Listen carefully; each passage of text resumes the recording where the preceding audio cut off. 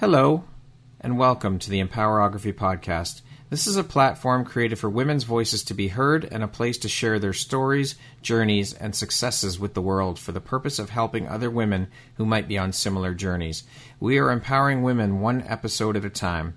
I'm your host, Brad Walsh, so kick back, grab one of your favorite beverages, and enjoy the stories.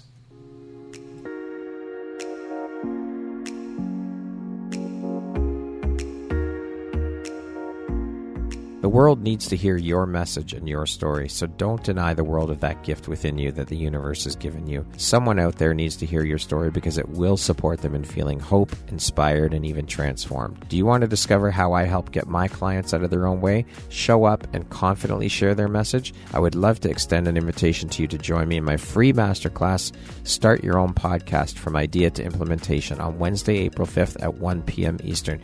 You can find the registry link in the show notes. Hope to see you there. Hello there, Brad Walsh here, your host of the Empowerography Podcast. Today, my guest is Bek Antonucci. She is an emotional well-being coach for women, a podcast host, and a embodied female thought leader. Welcome, Bek. It is so amazing to finally have you here to get this done. We've been trying. We've been met with technical difficulties, scheduling difficulties, but we've been committed to the cause. So we're here, and I'm happy to be here. We have, and I'm very happy to have you here as well. So as mentioned, Bek, you are all of those things. You're also a mentor and the founder of the online group program, True Transformation. How long have you been an emotional well-being coach, Bek? So I have been doing this work, as in serving clients, from essentially the start of the pandemic. I've been studying this work for about 12 years. I never got into it to deliver it to clients. I got into it for my own personal benefit. I always wanted to be an entrepreneur. But since the pandemic kicked off, that's when my business started. Excellent. And so what exactly is and what do you do as an emotional well-being coach? So I support women to connect to their deepest truth. And then from being able to hear that, because I feel a lot of women at the moment are really disconnected from our deepest truth and our desires. And we've spent a lot of our lives trying to achieve something that society told us would really bring us fulfillment and happiness and acceptance and praise and validation from the external world. And we go out and we work because we're very smart, driven, independent women. And we go and achieve these things and we get to a point where we're like, that's not even making me happy. Why am I doing this? And so the work is to really connect that woman back to herself, because I'm not here to guide a woman's life in whatever way I think it should go. I'm here for her to guide herself on her unique path. So we connect her back to her deepest truth. And then we do the work to cultivate both the courage and the worthiness to be able to go and activate her voice and live out her most fully expressed life. So I don't focus on confidence. Some women come to me and say, I want to be confident just like Bek Antonucci on the internet. I'm like, there's lots of brave, fearful things that I did with a lot of courage and a lot of worthiness before that became a confident action. So that's really the work that I do. Love it. Now, I've heard a lot of people say that most, if not all, coaches have been through their own personal struggles and journeys before making the leap into coaching. I mean, fuck, we've all been through our shit. This is life, and we all go through our own struggles and our own shit as human beings. But what I found, though, is that for a lot of the women that I speak to who are coaches, their personal struggles were the catalyst for jumping into the coaching world and becoming a coach. Can you share a little bit about your own personal journey and struggles before you made the leap into coaching? Yeah, my journey started, and I would really agree with that statement, by the way. My journey started in high school. I went to a prestige all-girls school and I was bullied by what felt like the entire year group. And when you're in a prestige all-girls school, popularity is the pinnacle and the beacon of success. And when you're not the one that fits in, that can feel really all-consuming and very, very painful. And it was an incredibly painful time for me. It created a rejection wound within me. I had a deep sense of not belonging, feeling like I'm unsafe in this world and that I would never find a place in the world where I'm safe. I attempted to take my own life. And then after that, hard. I'm so grateful that social media wasn't around back then, because I'm like, if I went home to my mobile phone and then a post went up that I knew was about me, even though it didn't have my name, I just think it would have destroyed me. Yeah. I don't think I would have made it through, to be perfectly honest. So, but I did. And I'm stronger now because of it. But then I went out into the world, and obviously you're a little girl or a young teenage woman, not really understanding the pain that I had gone through, not understanding the fears that were created from that 5-year experience, and not realizing that I was just searching for safety in this world. So I went and got a boyfriend. Obviously, I'd created a belief system that women are dangerous. They're going to emotionally hurt me through words, and that's going to physically pain me through my actions. So I went and got a boyfriend, fell madly in love with him. 2.5 years later, he assaulted me with a closed fist, punched me in my head, knocked me unconscious, and I'm 19 now. And so at this point, I've been bullied by women and now assaulted by the one man that I've ever been in love with. Yeah. And so now I'm deeply fearful of the whole entire world. Like, where do I fit in? Why am I not good enough to be treated right? Why can I not just be accepted, liked, loved? Is it because I'm not pretty enough, blonde enough?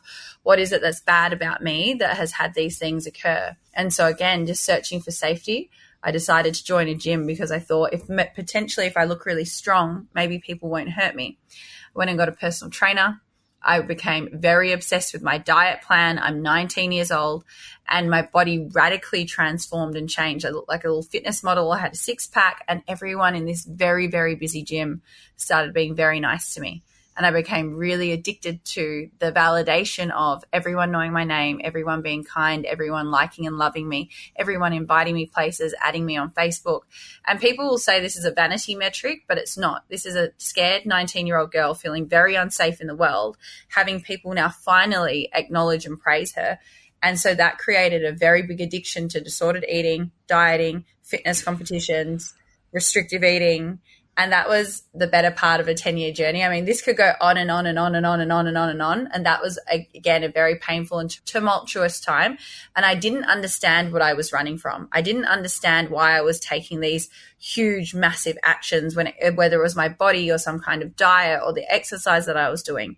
But finally at 25, I left a partner and slept with a friend who told me that he was STI free and he transmitted the herpes virus to me. And that was that was my rock bottom. That was like, oh my God, the one thing that made me feel safe in this world was my appearance. And that was the part of me that people would praise. And then they'd either feel like they're not good enough around me, or they want to be my friend or want to date me. But either way, they were not trying to hurt me. And now that felt like it had been ripped from me, and I felt super unsafe in the world. And that was basically my rock bottom to find myself again. Jesus Christ, what a hell of a journey. You are an incredibly strong and resilient and courageous woman, truly. Thank you. It is a lot for someone to, when I think about, like, now I'm like, oh no, I'm fine.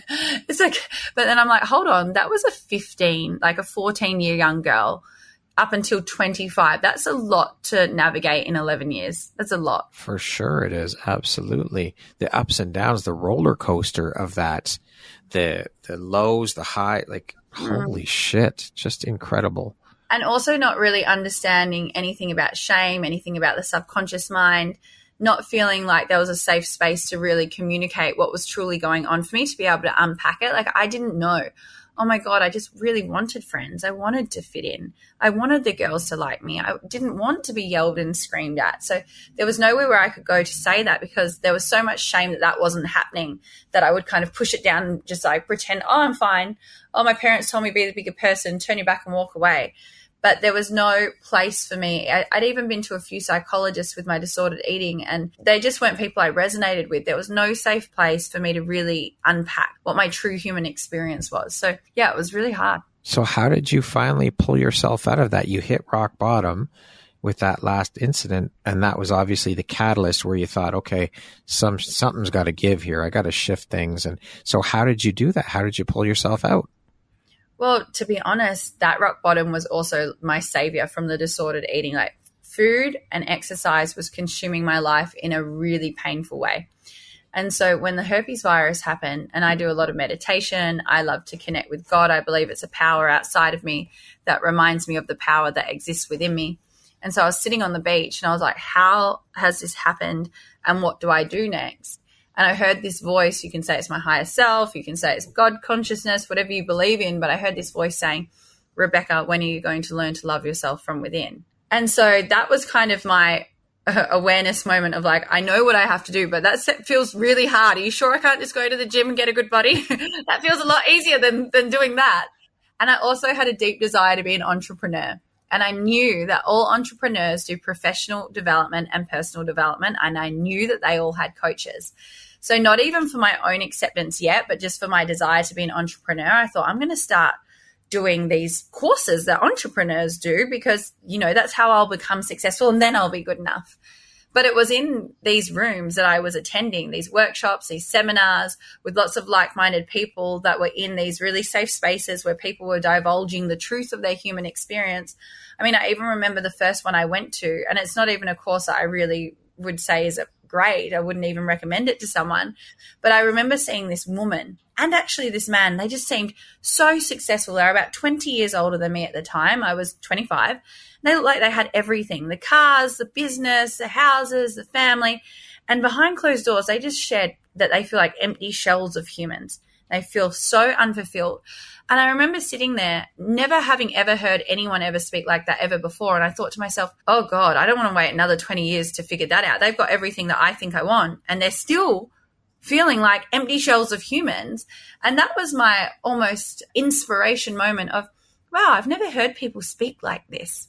And I just became addicted to personal development of just look at all these people just really being truthful about the pain that they're experiencing. Maybe I'm okay. Even the way that I got into that room, at the time I was dating this gorgeous blonde guy. He was a boxer. He was just, aesthetically, he's a beautiful person in this world. And I told him the truth. I was like, I go through a really hard time with my body. And he said, yeah, I used to have that, Bek. And then I went to this workshop and it helped me. I think it'll help you too. And just seeing someone that I was like, he was blonde. He was a Thai boxer. He had this ripped 8-pack. He was just so gorgeous. And I was like, you go through that as well? And I think that part of our ego can really convince us into believing I'm the only one. And I was so young at the time. I'd never learned or studied any of these things that as I immersed myself into these communities and I started hearing the truth of other people's experiences, it started just to plant seeds in my mind that there was possibility for breakthrough for me, and that I'm not the only person that goes through these pains in life, and that there's a way out if I'm truly willing to go within. And so how would you say then these experiences have helped shape the Bek you are today, both personally and professionally? I mean, personally, when I think back to being bullied in school, I still think now I would much rather be bullied than be the bully. And there was a part of my personality that just wanted the perfect life and the perfect body. And I don't know if I would be that kind of person if I had just been given, my ego's perfect life on a perfect platter. And so I definitely think it has humbled me as a person. It has definitely made me more inclusive as a person. It has given me a voice and for me, breaking free from herpes, stigma, and shame, it's kind of like I've gone through a breakup right now with someone that I really love. And when I'm in a hard point of emotion, I call them waves. And my ego mind likes to trick myself that that's the way forever. It's kind of the weapon in my back pocket of like, Bek, you got through disordered eating, like 10 years of disordered eating, and you broke free from herpes, stigma, and shame and talk about it publicly on the internet. You, my love, can absolutely get through it. Like you can get through this right now moment. And so for me, it's become just this like stake in the ground, golden ticket in the back of my pocket, just to remind me in down times or more challenging times that I can do the hard thing and I can make it through whatever I'm navigating. And then professionally, it's something that has gifted my business in such a beautiful way. I'd closed down my activewear just before the pandemic. Just before the pandemic, I had started speaking publicly about the herpes virus. The pandemic hit, and I really thought to myself, what am I doing next with my life? And I knew that I was brilliant at facilitating this work, and so many women started coming to me, and my business, it was like the path of least resistance. It just started flying. I put a lot of work and effort into it, but also it just was the most easeful, natural thing. So it's created a lot of trust and a lot of rapport and a lot of peace. I get hundreds of messages every single week. Even now I'm like, I don't need to talk about herpes anymore. Herpes is meaningless to me. It's like, I have herpes, I'm in Bali. It's the same neutral energy. Yeah. There's no energetic charge. There's no pain. There's no shame there. There's not even like a deep sense of pride anymore, except for when I'm referring to the golden ticket. Like, just remind yourself, Bek, once that was very hard for you. But it has, women message me, and there can be such painful messages about their depression or their suicide ideation that for me it's something that I can't stop doing, because I can do it so powerfully and I do it so uniquely in comparison to other herpes advocates online, that I'm just so grateful that I can be a voice for it. Because at 25, I was searching for a woman like me and she wasn't anywhere on the internet. And now I feel such a deep sense of pride and peace that other women can find me and use me as a permission slip for themselves to find their own breakthrough. Love it. That's so powerful. It's just become part of who you are because of what you've been through. It's bred into you. It's part of your DNA now. Yeah. And I mean, it was honestly that, like, I can't resonate with the pain that I was in then, but it was so painful. It was just a constant siren in my mind all day long. Like, it wasn't, I'm very pro natural health, so it wasn't physically present anywhere in my body. And that was my confusion. I was like, it's not here. It's not here, but this siren just screaming at me and just saying the worst, most nasty, awful things about being unlovable, undesirable, just all of this noise. And to finally be able to free my mind from that siren is incredibly liberating. And women and men really deserve to receive that. Love it. What would you say then was the biggest or the most valuable takeaway for you from all of those experiences? Oh, 100% same thing every time. Always say it. Avoiding emotional pain will only further manifest more pain into your physical reality. So I didn't know that I was running from a rejection wound. I felt it too embarrassing to say, hey, I wasn't included in school. I didn't fit in. I was bullied. I just wanted to be accepted, liked, loved. I wanted my best friend. It was my best friend who turned on me and turned the entire year group against me. I just wanted her. I loved her. I wanted her to be my friend. I wanted to be accepted. I wanted to be good enough in their eyes. I wanted to be invited places. That felt too embarrassing and too shameful. So I ran from it. I won't be all the things I used to scream at me. Got the boyfriend when everything happened that he did to me. I was too embarrassed to admit that, he hit me and I just feel really unworthy because of it. I feel really embarrassed and ashamed. So then I'm on the treadmill at the gym. Must not be those things. If I'm just beautiful, it must not be. And kept going. Came back from overseas, from the Philippines, with a horror overseas breast surgery. Literally, I could have gone on one of those TV shows called Botched. Yeah. And to me, every time, like, it's God saying, come on, Rebecca, your appearance is not going to be your savior. But I really thought it was fake boobs will fix me and make me happy. And every single time, the more that I ran from it, the more painful the thing that happened, that occurred. And then herpes was so loud. Like, I believe that I got tapped by the universe, slapped by the universe, hit by the universe, and then Mac truck to 2x4 at the back of the head. Yeah, 2x4. And that was herpes. And that was the point where I was like, I can't avoid any of this anymore. And now I have to look at it. You have to face it. Head on. Fucking warrior. I love it.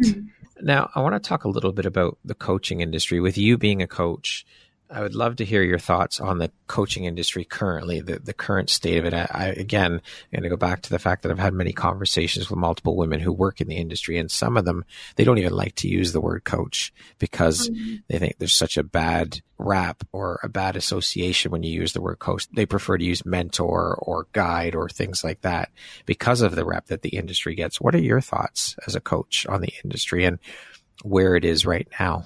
I mean, I'm not attached to what anyone calls me. Even I've worked with so many coaches who are like, what is my title? I'm like, I don't care what my title is. I just know what the client is coming to me for. And really, they know me as Bek.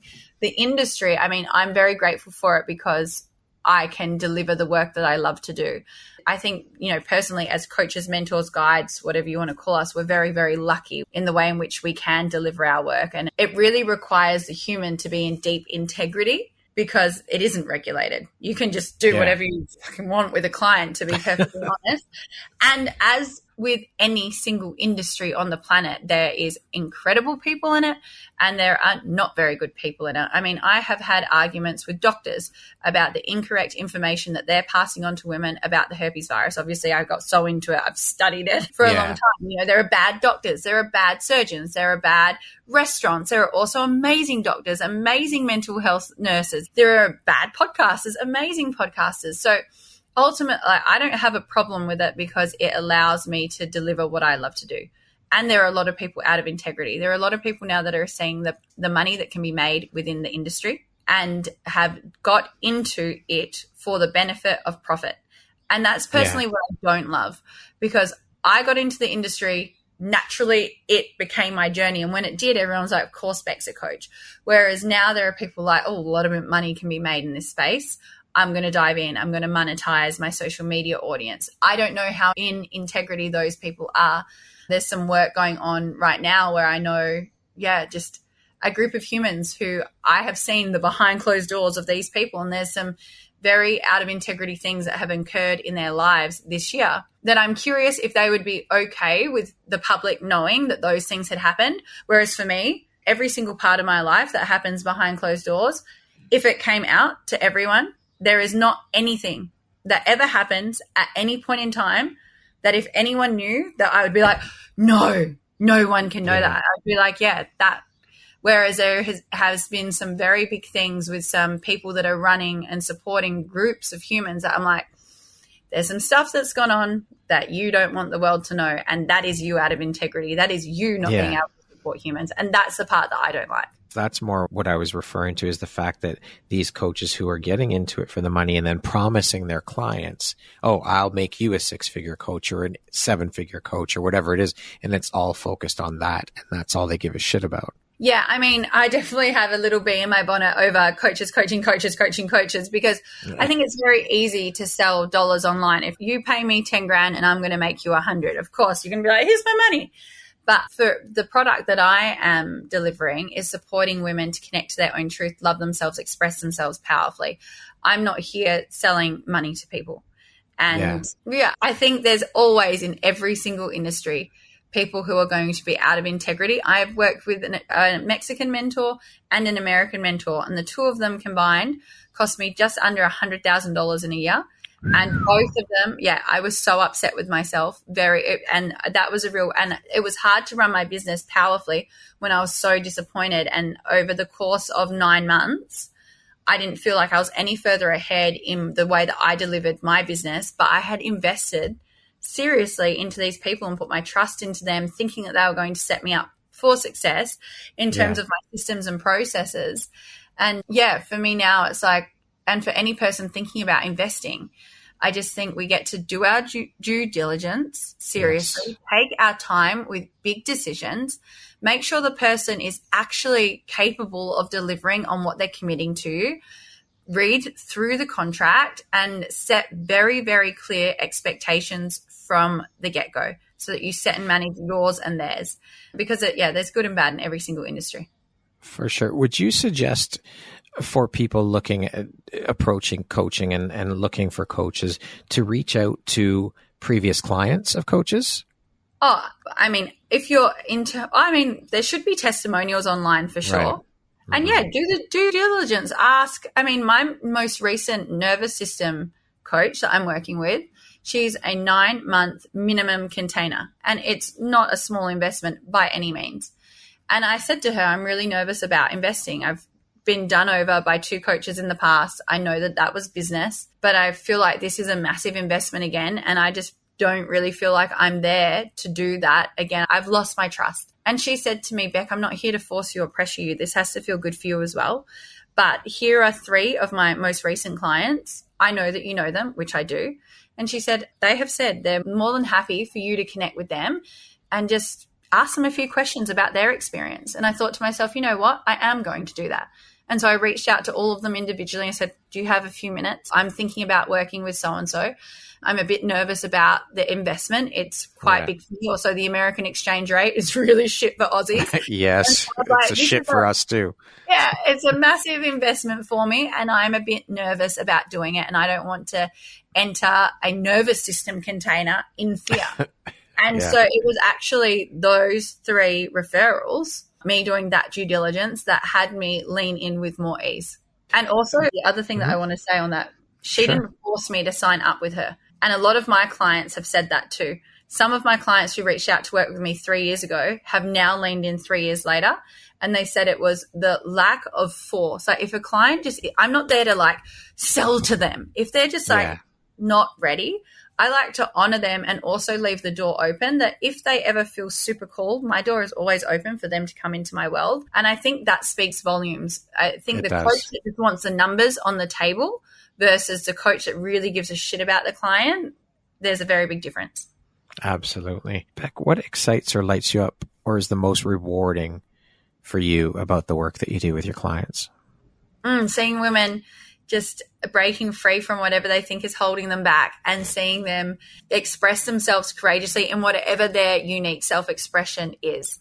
I am not, like, my most recent mini course is called The Fully Expressed Woman because I love seeing a woman in her full self-expression. I think it's beautiful. I think it's sexy. I think it's magnetic. It's like when you see someone that isn't like, quote unquote, a good dancer, but they're just like, you can tell that they're in their body and loving it. And you're just looking at them like, you look like you're having the best time and I want to join you.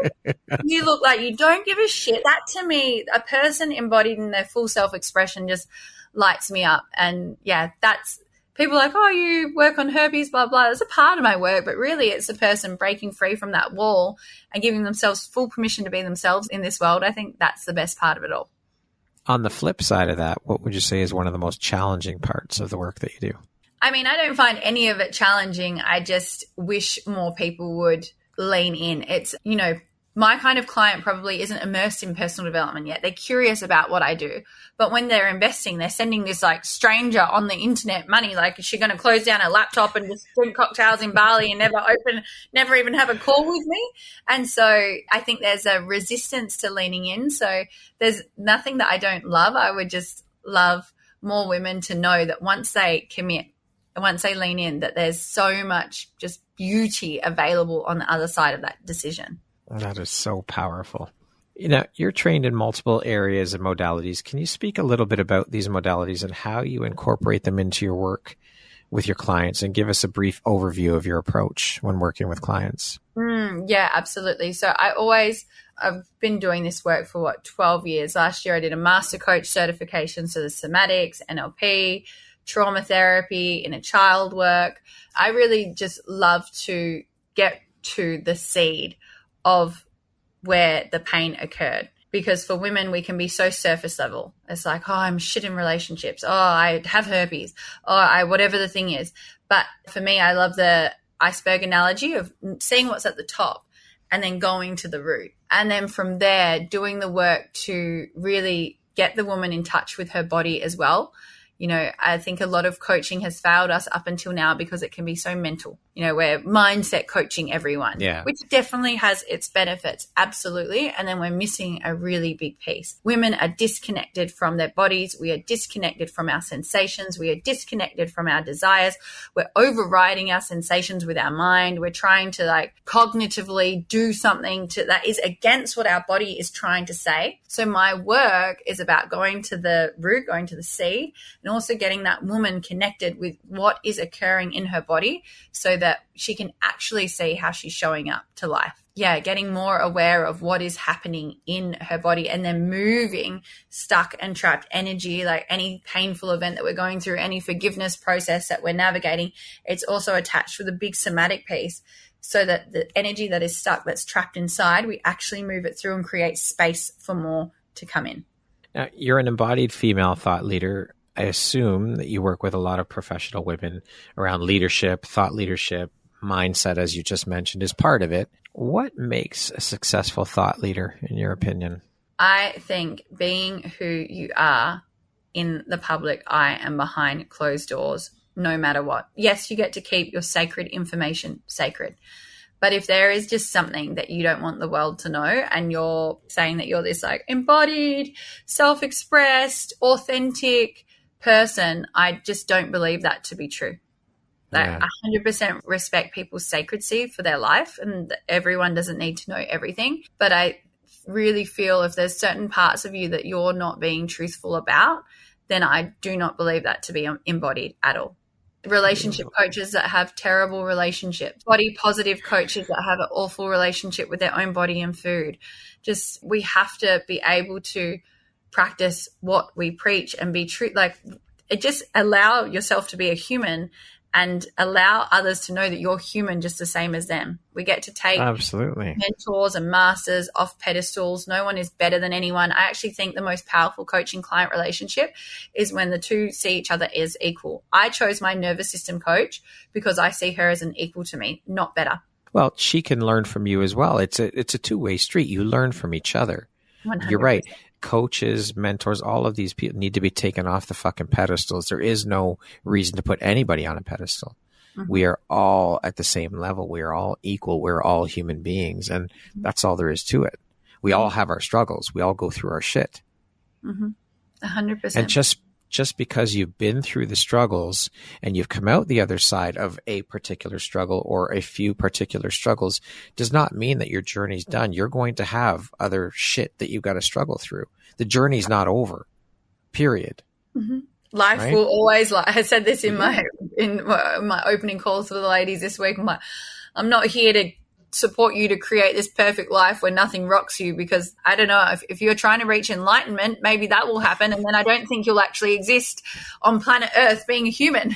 So as long as you're here, as long as you're a human, life's going to continue to life. And the part of the work is actually resourcing yourself so powerfully that when life rocks you, you're like, this doesn't feel great right now. Yeah. And I'm resourced from within to be able to support myself in a more powerful way through the experience that I'm navigating. What's the process in your mind that best supports leadership development? Having an incredible leader as your mentor. For me, I found Alexi Panos online maybe 10 years ago, and something within her just like resonated as such deep truth for me. And then through meeting her, I met her now husband, Preston Smiles. And for me, he was just an incredible leader, like a big brother figure, but also someone that embodies the same values as me, someone who is living the kind of life that I desire to live, someone who calls in incredible community, someone who is very expressed. So being led by someone who is embodied in your values, who can mentor and guide you to the place that you desire to go, I think that is like invaluable. I think every leader, every mentor really gets to be led and mentored by someone else. Absolutely. Because again, it goes back to the fact that we're here on this planet and the journey is never ending. We never get to the end. There's always work to be done. Always. And it's continual. You have to continually work on yourself. So yes, coaches need coaches, mentors need mentors. It keeps going on down the line. You never stop learning. If you stop learning, you're done. I agree. What is one tip or takeaway that listeners can implement immediately to start stepping into and embracing their inner leader and start owning their shit? Just asking yourself every day, what am I avoiding? That's always been the question that I ask. And I actually interviewed Alexi the other day. And the question that she said that she journaled on for a year is, what is it that I'm pretending to not know? Which I thought was a really powerful way to ask that same question. So really getting very clear with yourself, like, what is it that I am avoiding? Maybe from my past, maybe from my present. But I think any leader asking themselves that will bring up a lot of truth and call us forward into a lot of integrity. Powerful. I want to speak a little bit about women in entrepreneurship, and I'd love to hear your thoughts on the landscape of entrepreneurship and women-run businesses in terms of how it's evolved and how it's continuing to shift and evolve now. How do you see the evolving that's occurred since you first got into entrepreneurship? Do you know what? My answer a month ago might have been very different. You know, in this breakup, I'm really sitting and spending a lot of time with myself questioning what I really want for my life. Why did 25-year-old Rebecca want to be an entrepreneur? Why am I such a fierce go-getter? Why does a lot of my time get spent working? Is that really what I want? I love my work. I love it. And as I've been in Bali and I'm, they scoot around, I'll see a dad with his little girl and she'll have this little helmet on and it'll just light me up. Just instant access to joy. And I've been thinking about like traditional masculine, feminine roles and dynamics in relationship. And I even had that incredible episode with Alexia. I just feel for a lot of us women, we have been so hurt that our independence has become a protection mechanism. And so I'm just I don't really have an answer for you right now because yes, I think it's so great. I think women are so smart and we can do it all. But I'm really starting to question, are all of us who are doing it all, do we really want to do it all? Or are we doing it all to keep ourselves safe? That kind of like, I can do it all myself. I don't need a man. I don't need a man to provide for me. I don't need a man to take care of me. I've got everything. And I even went for dinner with 3 male friends the other night. And they're super, like, very successful men, businessmen. And they said to me, Rebecca, I don't care what she does for a job. Like, I want her to be happy. But I don't need some, like, fierce, independent go-getter. They're like, we've gone on dates with those women and we kind of sit there and think, there's nothing that you want from us. And we desire your nurturance and your love and your care. And you've kind of got this big wall of like armor up, and you've also armored yourself with money and success and online validation and this Instagram channel. So I don't really know my answer to you in this moment, but I think it all comes back to we get to get very clear as women where our desires for independence and this mass amount of success is coming from, to make sure that it's coming from a pure, beautiful, integral place and not from protection. That's my answer right now. All right. I love it. Are you seeing a shift then in terms of more women making the jump into entrepreneurship these days as opposed to when you first jumped in? And why do you think that is, if so? I think there is a lot of online conversation. There's a lot of people living lives that maybe you're sitting there in the office doing a job that you don't love, and you're scrolling, and this person's in Bali and they're having a watermelon juice at 12 o'clock, and I'm sitting here looking at my boss. I can't believe I'm here doing this work right now. What else is possible for me? So I think seeds of possibility have been planted into people's minds for sure. I think people are desiring to be able to live and experience life more, and entrepreneurship can be a really great catalyst for that. I think when we have traditional jobs, there's kind of a ceiling over our head in terms of income. Maybe I can get a $5,000 pay rise this year and a $10,000 next year. And eventually there's going to be a stopping point to that. Whereas in entrepreneurship, kind of the sky is the limit and there's no ceiling on top of your head. And if you really believe that abundance is infinite and we can all call in as much or as little as we truly desire, for anyone that's desiring a bigger life, and I'm sure there are many of us, we're realizing that traditional jobs, the way that our parents told us would be the thing that would keep us safe, protected, and happy is not actually a path that we desire to walk down. And I think women, again, I'm just going to keep coming back to, I think we have been hurt. Our hearts have been hurt, and creating that independence has created a deep sense of like pride and worthiness and strength. And then also it gives us access to be able to experience more and more and more of the world. So yeah, women are jumping in because we do deserve to live big, beautiful lives. And maybe the way that we were taught just wasn't working anymore. I don't think it was. I mean, there's all the societal conditioning, parental conditioning. You know, girls are meant to sit there and look pretty and not speak up. And if a woman is speaking her mind, and let's use a corporate job as for example, if a woman is like very forward and pushes her agendas in the company, she's a bitch. She's a bossy bitch, or she's this, or she's that. And like all of these things, it needs to shift. It needs to change. Yeah. And we all get to have a voice is just the only thing that I have to say in any domain, whether it's a corporate job, whether it's life in general. People want to feel like their voice is worthy and safe to be heard. And if we're contending an authority figure, that my voice is still equally as valid and worthy as yours, just because you have some kind of authority over me, in your opinion, doesn't make your voice more worthy. Maybe what I have to say has a lot of value and can impact a lot of people within our company powerfully if you were to listen. And I think it's sad that people feel like they have to fight for that. What advice then do you have for women looking to grow either their own business or within a company that they work for? Within a company, I'm probably not the person to ask, but your own business, I mean, I think number one, if you have a desire for it, you absolutely have got to go for it. Like I had that dream of my activewear from age 19. I ended up with a factory in China. Originally, I was manufacturing in Indonesia, and I still feel a deep sense of pride that I did it. It taught me so many lessons. I think my fallout with my business partner and our company that broke down was more valuable than any kind of uni degree could have ever been for my life, and really set me up for success in terms of being able to run my coaching business from day one with so much ease and grace and profit.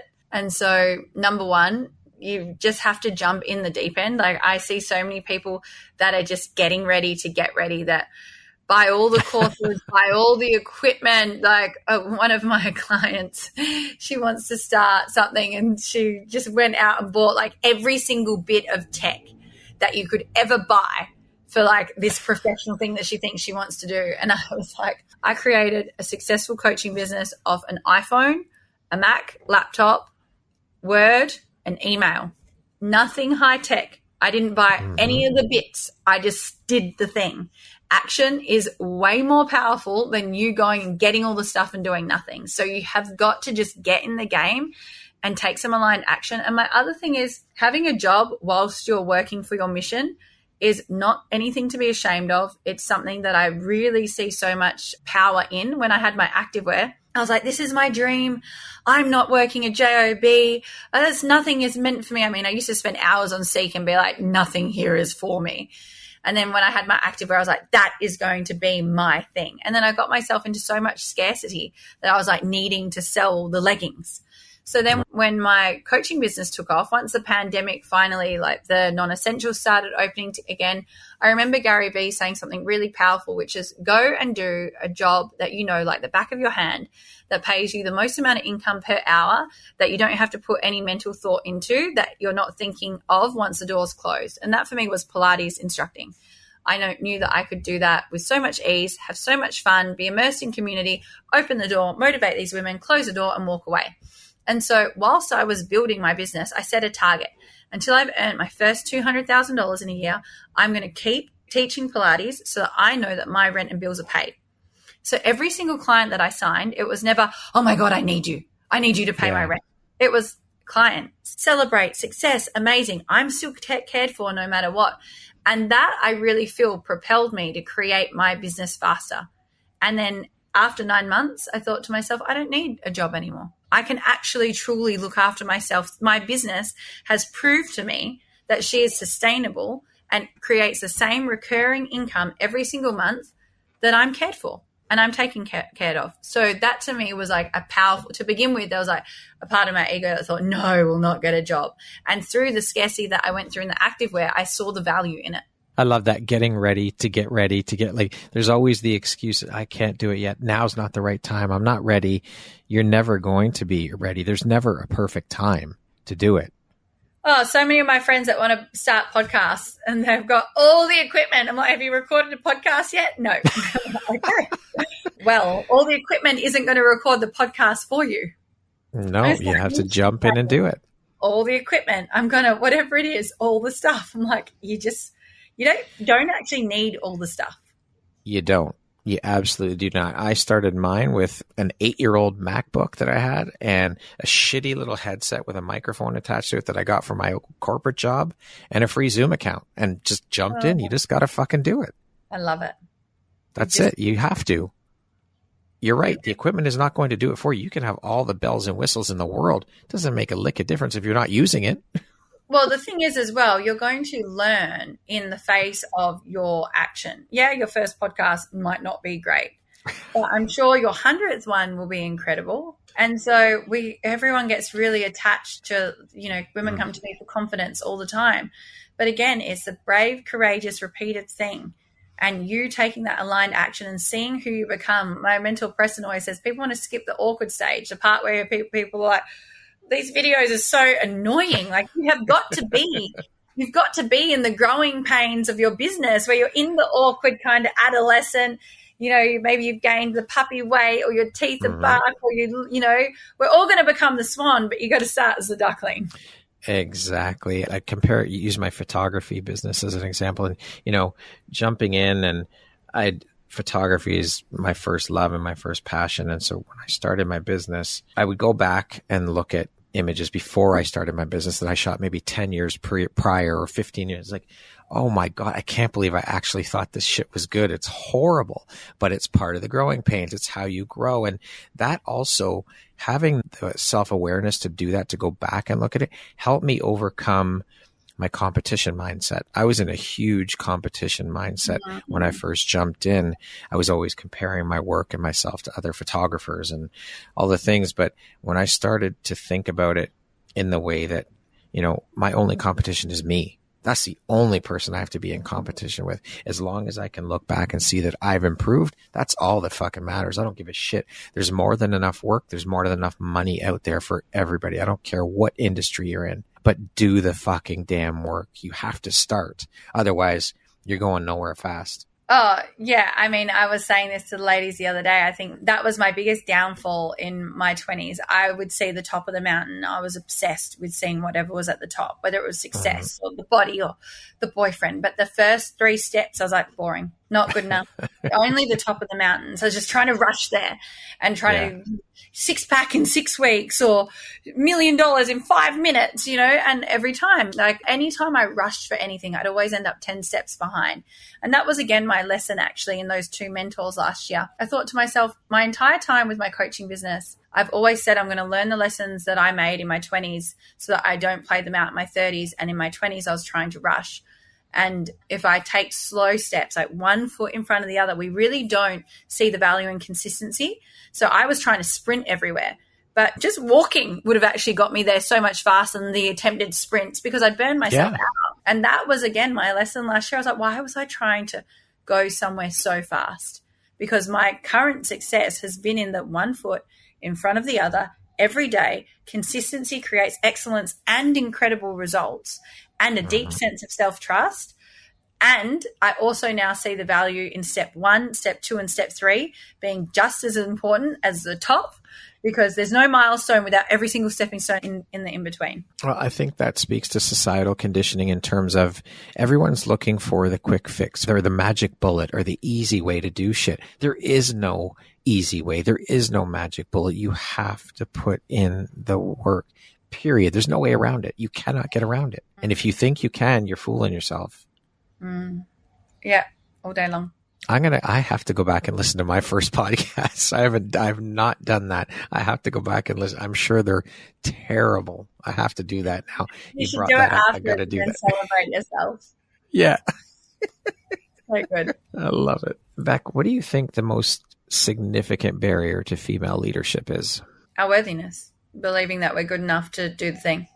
Obviously, you are a huge women's empowerment advocate and a voice for women. So with that in mind, what do you do to empower yourself?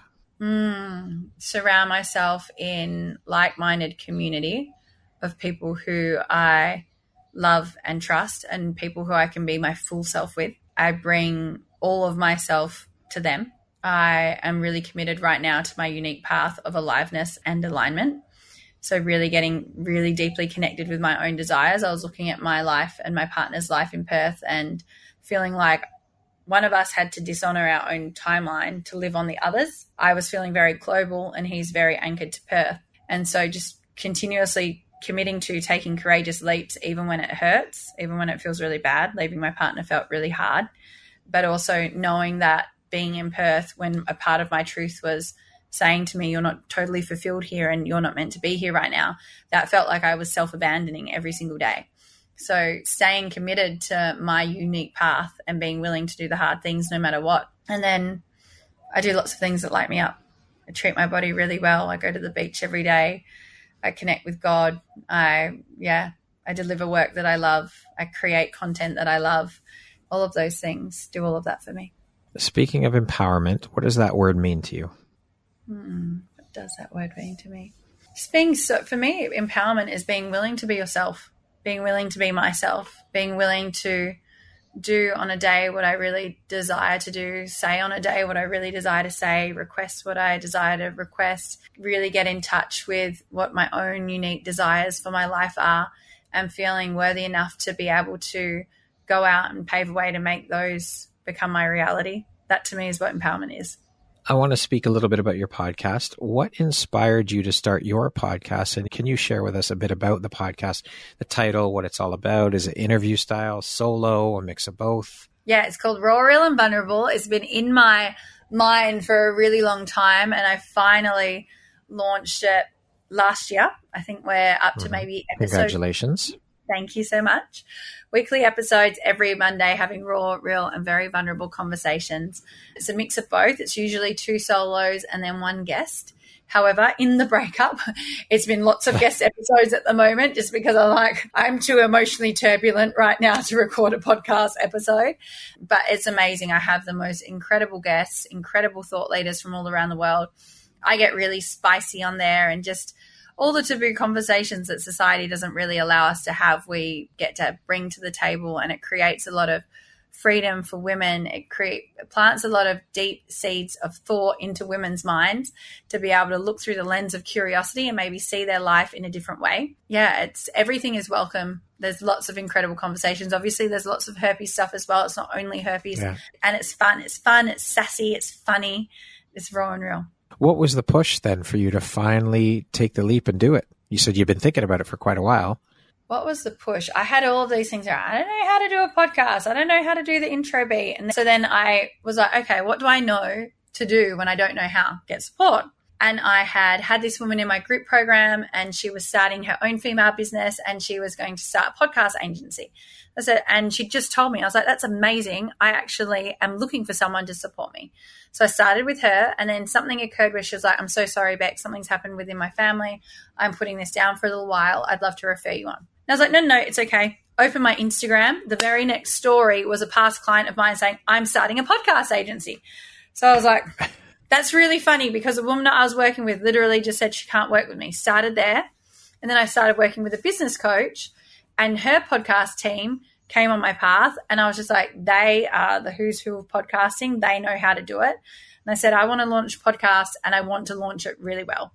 And so they took me on as a client, and we've gone from there. What do you think your unique skill set or superpower is that's helped you become successful? For the women that resonate with my voice, I am such an activator for them. There's something about me that just like my energy will just push into them, and they, in the time that they're working with me, truly believe that they can go and do the hard, scary thing. And it's just so natural to me. When I was a personal trainer from 21, I didn't realize I was essentially life coaching them then. I thought they were coming to me for the lunges. They weren't. They were coming to me for me. They would come. They would leave. They would have the best day ever.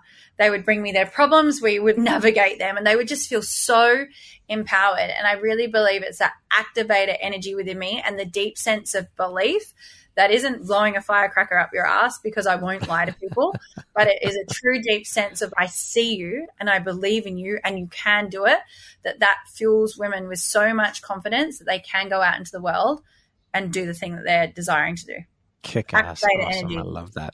God gifted it to me, and I'm like, thank you, I'll take it. Speaking of success, how do you define that word? What does the word success mean to you?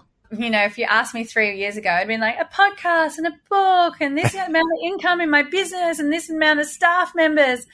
And now it's like being deeply in love with myself and my partner, creating a life that is really led by both of our desires, creating a beautiful vision for the future, for myself, for him, for our family, being surrounded by an incredible community of humans who I love and care for deeply and who deeply love and care for me, doing kind things for others. Like, I think in my ambitious quest for independence was a big protector strategy.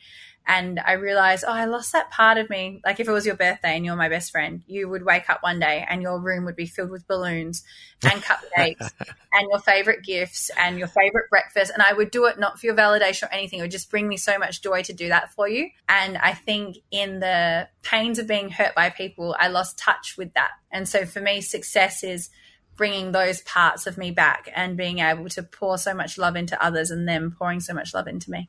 Love it. There is such joy in making other people happy and giving to other people and seeing the happiness that brings them. It's an incredible feeling to have impact on another human being. Mm-hmm. I agree. It truly is. I don't think there's any better feeling in the world. I agree.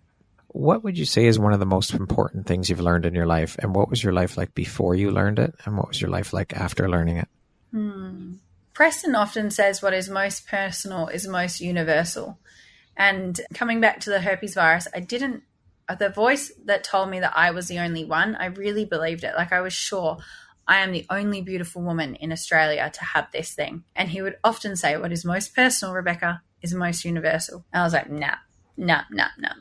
And then when I finally took the leap and did the jump, the amount of Me Toos that came back, that it just was like, how did my mind ever convince me? I believed it to be true, that I am the only one going through this experience right now. So my life has changed now, because when I am navigating something and I think that I could attach shame or embarrassment to it, I remind myself, if I am going through this, then it's most likely that this is quite a universal thought, and lots of other women are going through this in the world. And I bet if I give this a voice, it's going to create a lot of permission and space for my own acceptance and others too. That's a big mindset shift for sure, and take a lot of work to get there.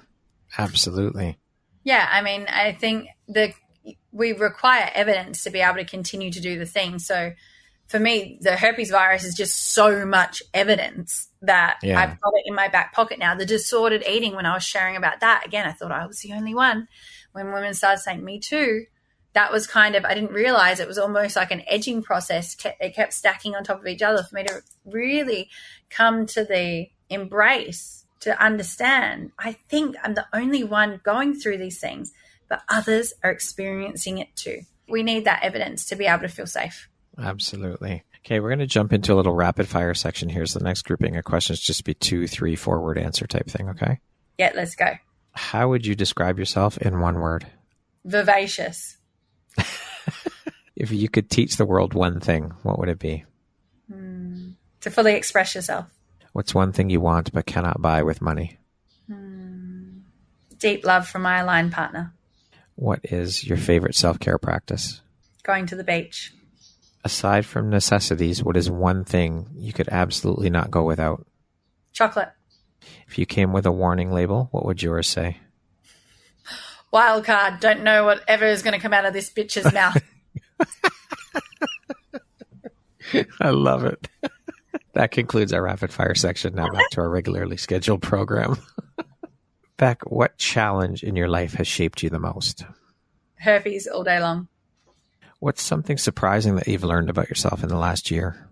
Probably my current excavation around my desires for success and my desires for intimate partnership. I feel after 2.5 years with my partner, he came on my path and he's very in alignment with me, or my now ex-partner. And because he was so in alignment in so many ways, even though I was never in a place of I want a relationship, we dove into the relationship. 2.5 years later now, I'm like, whoa, I'm really ready for committed partnership. And I wonder, how do I desire to be held and supported by a man? And where can I put my kind of stake down and let him do the leading? Yeah. How do you celebrate your wins? I love beautiful dinners. I love desserts. I love cocktails. I love sunsets. I love going to the beach. I love acai bowls. Quite simple things, really. I see a theme here, Bek. The beach, the beach, the beach. Beach is my teacher. I'm like, after this, I can't wait for my beautiful coffee with my feet in that ocean. It's going to be amazing. What is one thing you love about yourself that is not related to your physical appearance? I love my willingness. What is one lesson that your career has taught you that you think everyone should learn at some point in their life? That consistency creates excellence, one foot in front of the other, slow progress. There's no quick diet to your healthy body. There is no fad diet to your successful business.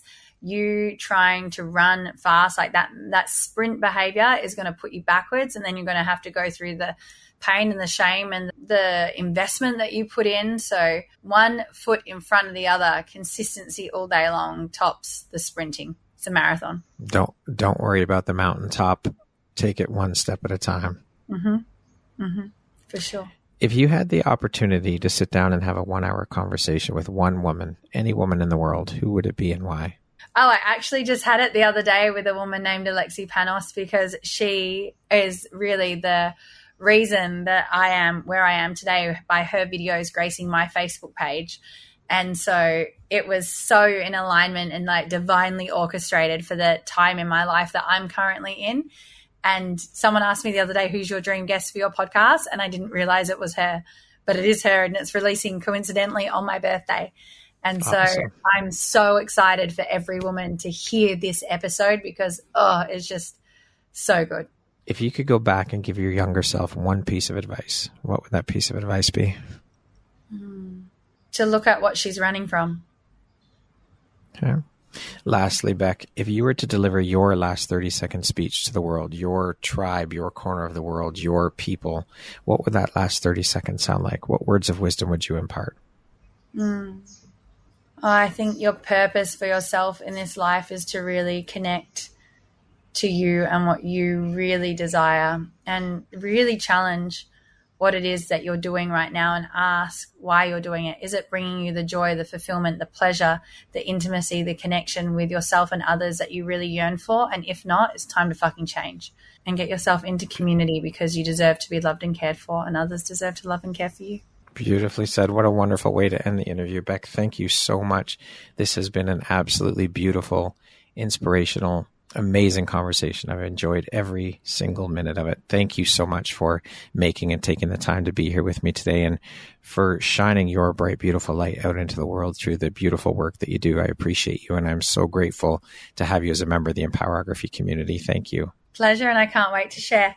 Once again, my name is Brad Walsh, host of your Empowerography podcast. Today, my guest has been Bek Antonucci. She is an emotional well-being coach for women, a podcast host, and an embodied female thought leader. Thanks so much, Bek. I hope you have an amazing rest of the day. Thank you so much.